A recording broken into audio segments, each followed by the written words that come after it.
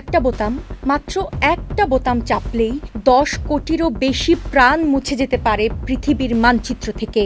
যদি আজ শুরু হয় ভারত পাকিস্তান পারমাণবিক যুদ্ধ, তাহলে কি আমরা টিকে থাকব? ভারত পাকিস্তান যদি পারমাণবিক যুদ্ধে জড়িয়ে পড়ে, তাহলে শুধু উপমহাদেশ নয়, স্তব্ধ হয়ে যাবে গোটা মানব সভ্যতা।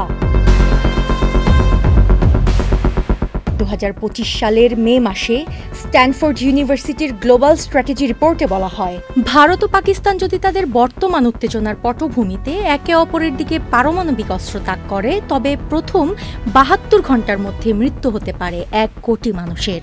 ওয়ালটন আবারও মিলিয়নিয়ার অফারে ওয়ালটন ফ্রিজ কিনে আপনিও হয়ে যেতে পারেন মিলিয়নিয়ার। নিউ ইয়র্ক টাইমসের বিশ্লেষক রবার্ট লেফার বলেন, এটা যুদ্ধ নয়, এটা আত্মহত্যার প্রতিযোগিতা। 10টি বড় শহরে লক্ষ্য করে ছোড়া হতে পারে 100টিরও বেশি পারমাণবিক অস্ত্র। তখন শুধু দিল্লি বা করাচি নয়, ছাইয়ের নিচে চাপা পড়বে পুরো উপমহাদেশ।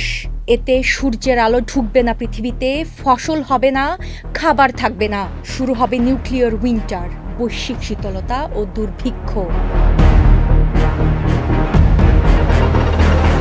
বিজ্ঞানীরা সতর্ক করেছেন, 20 বছরের মধ্যে 100 কোটি মানুষ অনাহারে মারা যেতে পারে। পারমাণবিক বোমা শুধু সীমান্ত ধ্বংস করে না, ধ্বংস করে ভবিষ্যৎ। সময় এসেছে বোতামের বদলে বোঝাপড়ার পথে হাঁটার। UK Asha, channel I.